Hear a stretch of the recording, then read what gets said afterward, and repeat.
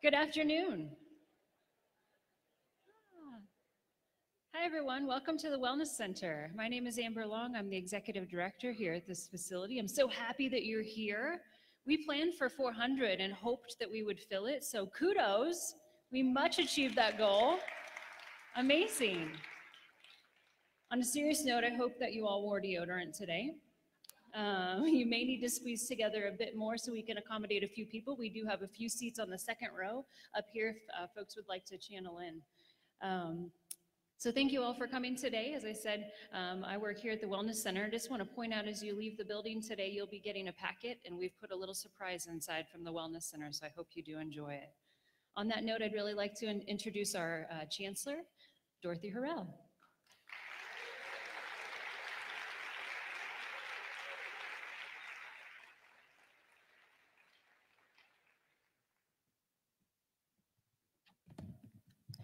Well, good afternoon and welcome. Thanks for joining us for today's annual State of the Campus address. And it's especially meaningful to be holding this event here in our new Lola and Rob Salazar Student Wellness Center. It really is beautiful, isn't it? Before I get started, I want to just call out a couple of folks who are here who represent leadership on our campus. We have the president of our Student Government Association, Matt Creasy, and we're glad to have Matt here. We have Dr. Peter Anthematum, who is the chair or the president of our Faculty Council. Glad to have Peter here as well. And I haven't seen Jay Campbell, who heads the staff council for CU Denver Anschutz, but really glad to have the leadership that all three of them provide. The opening of this facility was one of the highlights of the past year. We know that supporting healthy lifestyles and the emotional and social well-being of our students is essential to their high-quality educational experience. So it's truly a wonderful addition to our campus.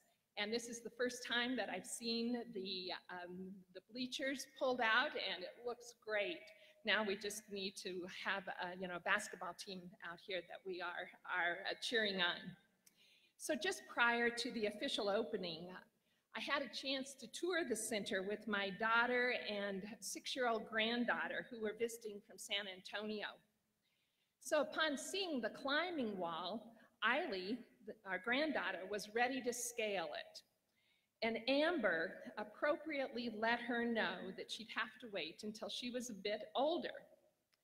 But then she discovered what she really wanted to see, which was the hot tub.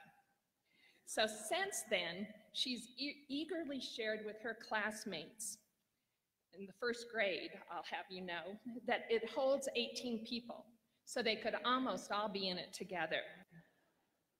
So while we're not currently enjoying the ambiance of a hot tub, I'm glad that we're all together today.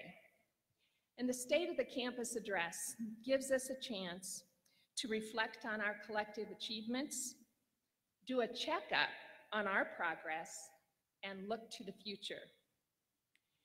In setting a context for my remarks, the adage of living in interesting times certainly seems apropos. A number of juxtapositions come to mind.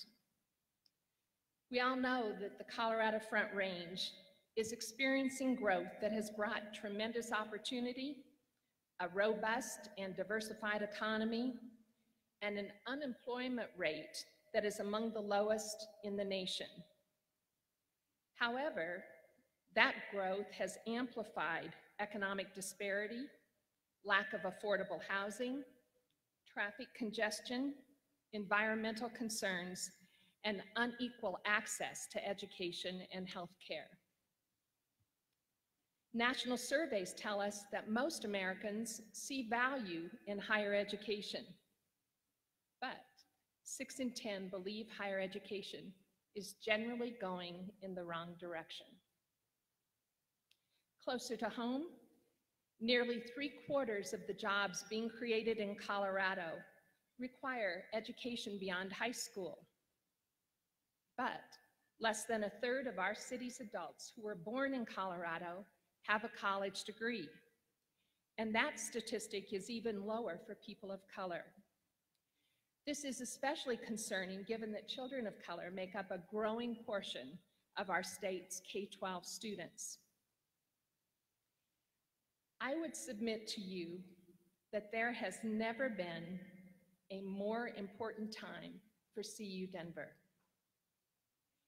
It is very clear that as Colorado's public urban research university, CU Denver fills a singular niche in contributing to the economic, social, and cultural vitality of our metropolitan region, our state, and beyond. It's for that reason that I often say that the work we do at CU Denver is a precious opportunity and a profound obligation. And almost 3 years into this job, I feel more passionately about that than ever. College is a bridge to opportunity. With a student body that largely represents the socioeconomic and ethnically diverse demographics of our community, we are in the noble position to move the needle on two critical imperatives. The first is closing the attainment gap. The disparity in academic outcomes between groups of students based on ethnicity and income level is a challenge, and we're positioned to do something about it. The same is the case with developing the professional workforce of the future, because we need and must graduate students with the creativity, initiative, and knowledge to be change agents, problem solvers, and decision makers in their jobs and in the community. In 2016, we established 5 strategic priorities for CU Denver. In addition to coalescing our collective work, these priorities are an expression of our values, the things we care about and hold ourselves accountable for. I'd like to provide an update on the considerable progress we've made on these over the last year and how that shapes our work going forward. As I review each one, I ask you each to reflect on your part in our success and what more is possible in the future. The first is to elevate student success through increased enrollment, retention, and graduation. We welcomed 15,232 students to our campus this fall, a new record enrollment. This includes 3,000 new undergraduate links, about evenly divided between first-year, first-time students and transfer students, as well as 900 new graduate students. Overall, our student body grew by 1.5%. Our student body continues to reflect our community, and you'll see up on the slide a profile of those students. You see that we continue, as I said earlier, to reflect the socioeconomic and ethnicity diversity of our community. And this is why, when we invest in these students, that we change their trajectory forever, as well as for the generations that follow. So that's why our highest priority is to help every single one of our students succeed. We have established goals and are measuring our progress on persistence and graduation rates. You'll see that from first year to second year, the persistence current rate is 67%. Our goal is to hit 75%. The 6-year graduation goal is 60%, and our current status is 45%. And our 3-year graduation goal for our transfer students is 75%, and our current status is 55%. So you see that we have work to do. And to achieve these goals requires that all of us have an unrelenting focus on our students and their needs. Plus, and perhaps even more critically, genuine concern for student outcomes and the courage to try new approaches. This fall, we reorganized our student affairs functions into two areas. One focused on student access and achievement, with a team organized to support student academic achievement from first contact to graduation, and the other on student development, to support our students in their personal, social, and leadership development. Both areas are tasked with working collaboratively for the benefit of our students. The Student Access and Achievement area is focused on creating and delivering an unparalleled student experience. To accomplish that, they're working on redesigning the student experience, providing greater support and coordination for students as they navigate important, but sometimes confusing processes and systems. We're blending specialized technology with the best of human interaction, using predictive analytics to analyze student needs and to provide targeted interventions and proactive strategic care to our students. We're strengthening pathways to graduation, refining degree maps to make it easier for students to clearly see what courses they need and when.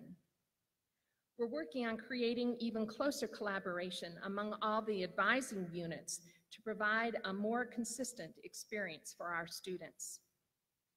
We're putting systems in place for earlier student engagement, from first-year experience to career services, so that they can have more direction.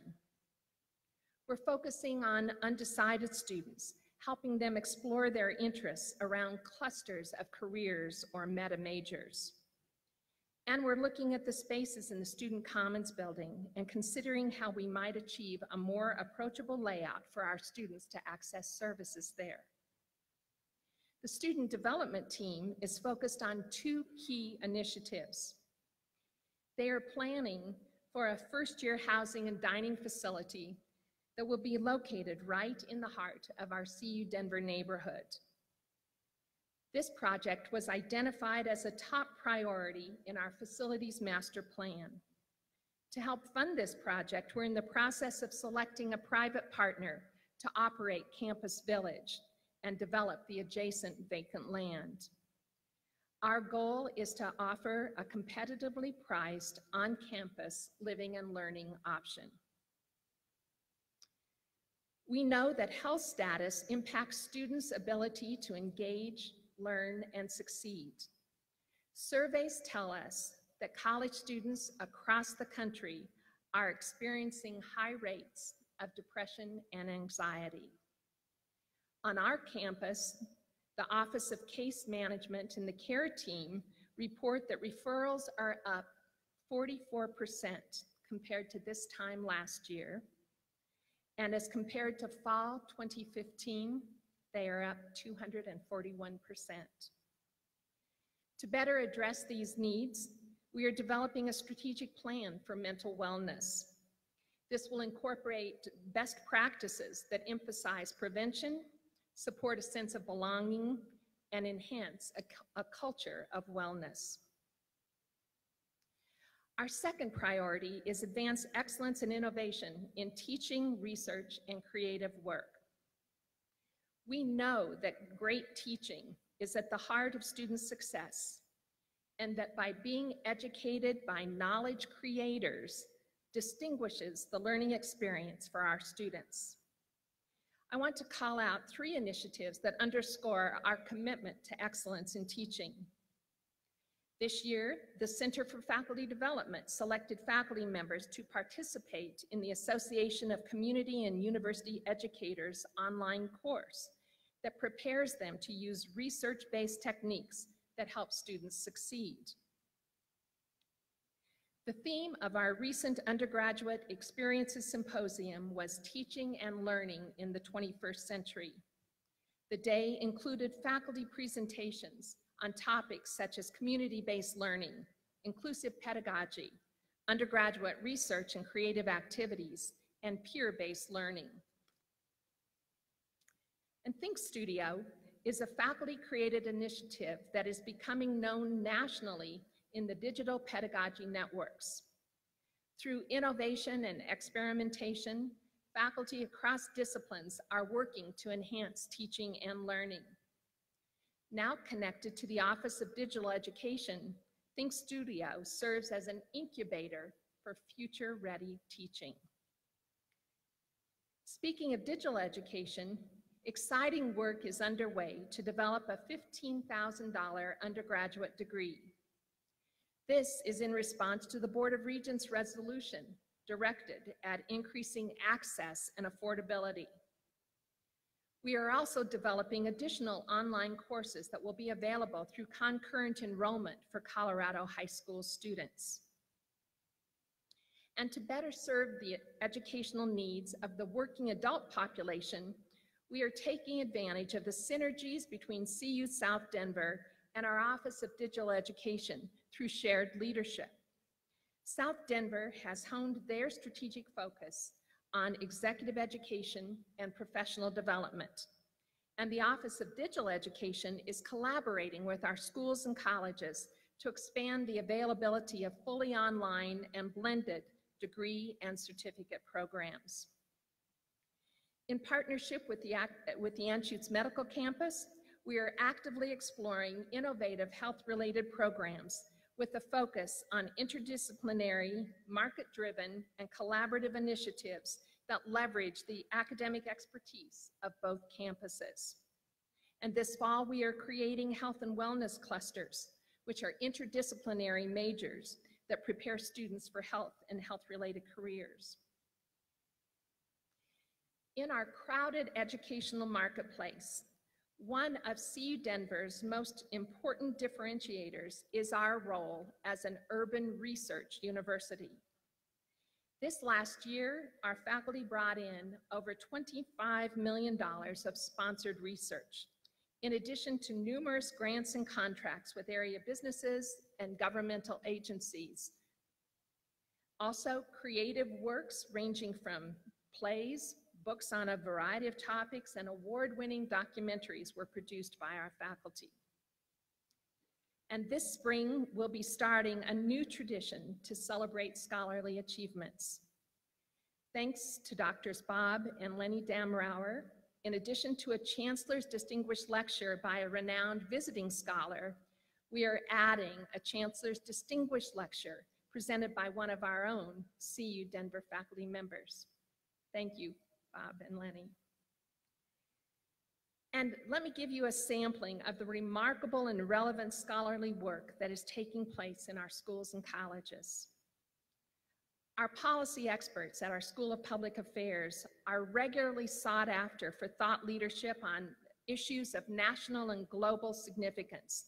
And year after year, SPA is ranked as the top public affairs school in Colorado and among the best in the nation.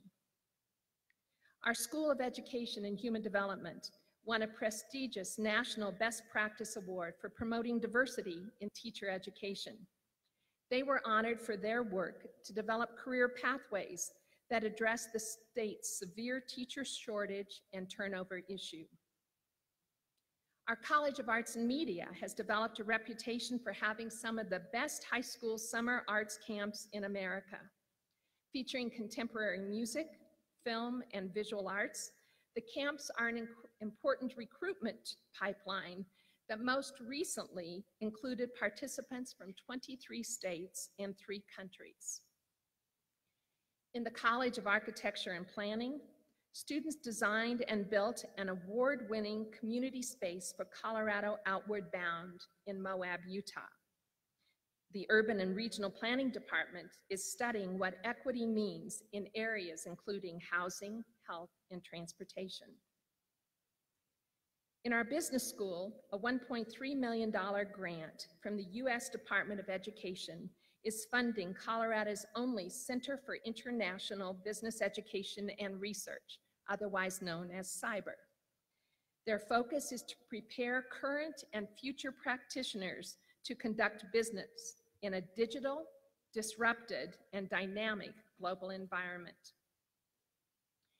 In the College of Engineering and Applied Sciences, a team of CU Denver electrical engineering faculty, along with Boulder colleagues, have received a $4.5 million federal grant to design drones to improve the safety and environmental sustainability of underground facilities like subway tunnels, mines, and caves. In the College of Liberal Arts and Sciences, the breadth of scholarly activities is as wide-ranging as are the disciplines within that college. They include improving wireless emergency alerts, getting a clearer understanding of public opinion on allocating limited healthcare resources, exploring boundaries of migration research, and promoting success in undergraduate mathematics through graduate teacher training. We also know that high-quality facilities are important in supporting excellence in teaching and scholarly activities. We've invested over $40 million to make improvements in the North Classroom building. This includes the renovation of 30 classrooms, new recitation and student study rooms, wireless connectivity in all classrooms, and, importantly, upgrading the bathrooms. This project is scheduled to be completed next spring. A little further up Spear Boulevard, we are making plans to build a state-of-the-art facility for our engineering college. This project is ranked as the CU system's #1 priority and second among the state's new higher ed projects.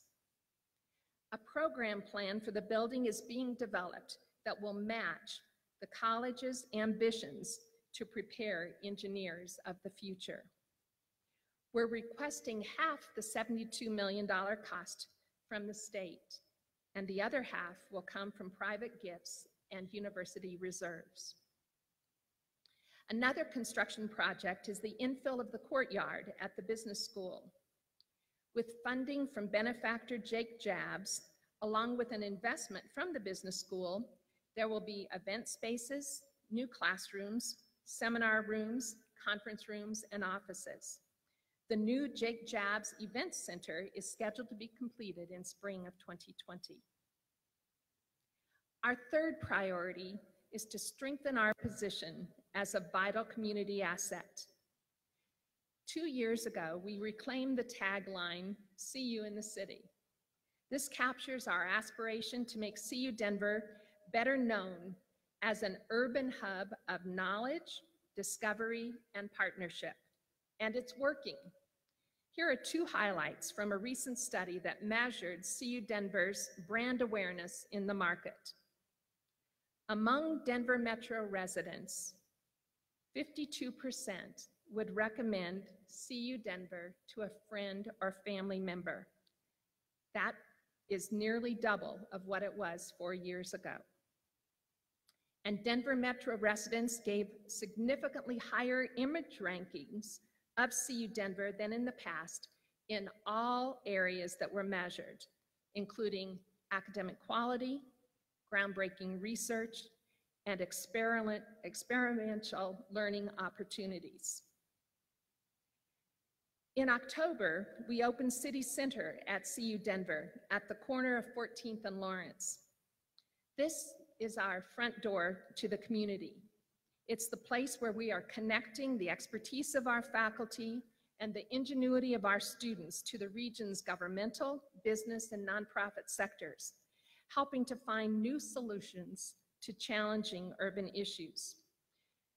As part of that work, we're creating an inventory of our expertise in such areas as affordable housing, transportation alternatives, health disparities, educational inequities, sustainable development, and the impact of arts and culture. The inaugural undertaking for City Center is called Imagine a Great Region, and it will foster cross-sector regional conversations on growth while conducting research to inform these conversations. The Gates Family Foundation has provided a planning grant And other partners include the Denver Regional Council of Governments and Channel 7 News. And going forward, we know that philanthropy will play an even more important role. Last year, we raised a record $20.8 million in private gifts. And here's a pride point for all of us. Since January of 2017, our faculty and staff, all of you, have collectively contributed $1 million to the Links Up Scholarship Initiative. That's worth a round of applause.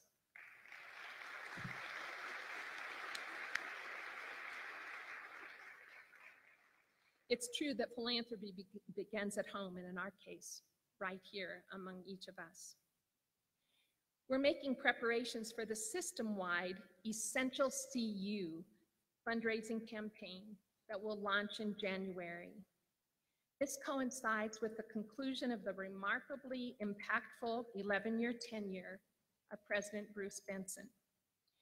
The legacy that he and his wife Marcy have created has served the university incredibly well.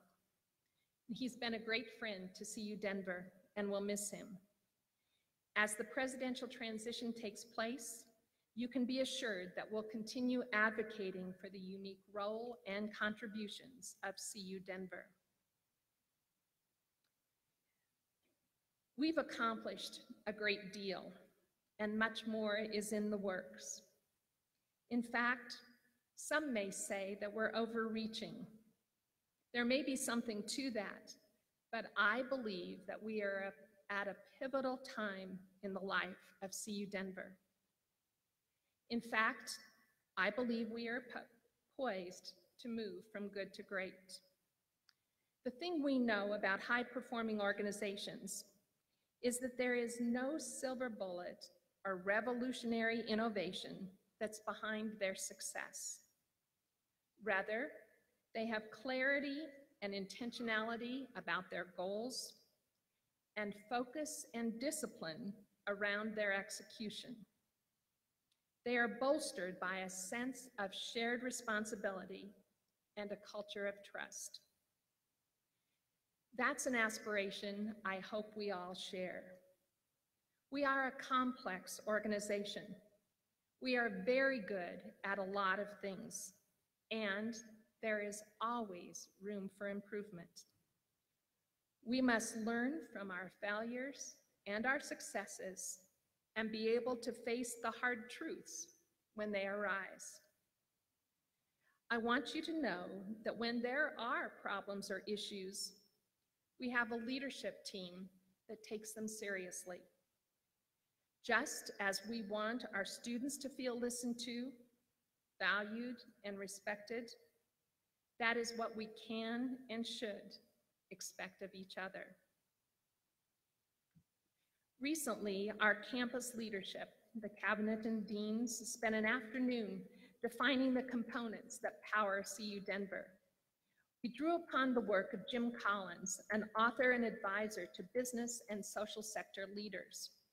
One of his tools is the concept of a flywheel, which is a heavy revolving wheel in a machine that is used to increase the machine's momentum and provide greater stability.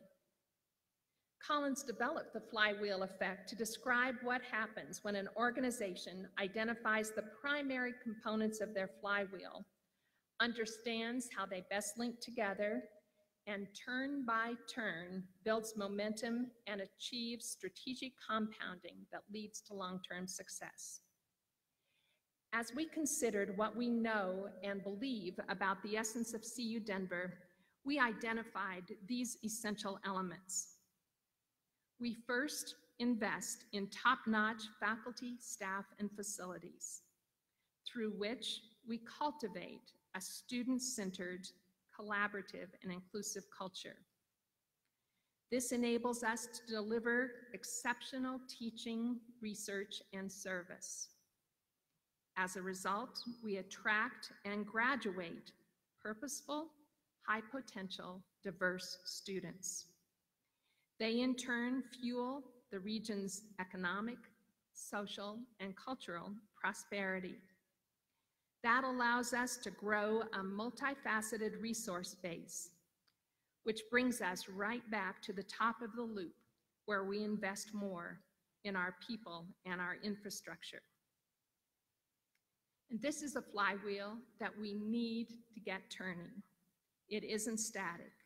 Rather, it means evolving, expanding, and extending our capacity to innovate aggressively at each step along the way to build and accelerate our momentum. I ask each of you to consider, where on the flywheel do you join with others so that together we can gain even more traction? What are your ideas to help us create and sustain good to great breakthroughs at steps along the way? This is an exhilarating journey, one that allows us to move our flywheel even more powerfully and lifts our individual efforts into collective, unstoppable strength. In my mind, that calls on the best in each of us and is truly work worth doing. A few weeks back, we hosted our first donor celebration for CU Denver. My closing remarks to that group seem fitting to share with you. I like this quote by Henry David Thoreau. "It's not what you look at that matters, it's what you see. And because of you, we see a future that is ripe with promise and potential. We see a future where every student with the capability and the desire to earn a CU Denver degree can do so without a financial barrier.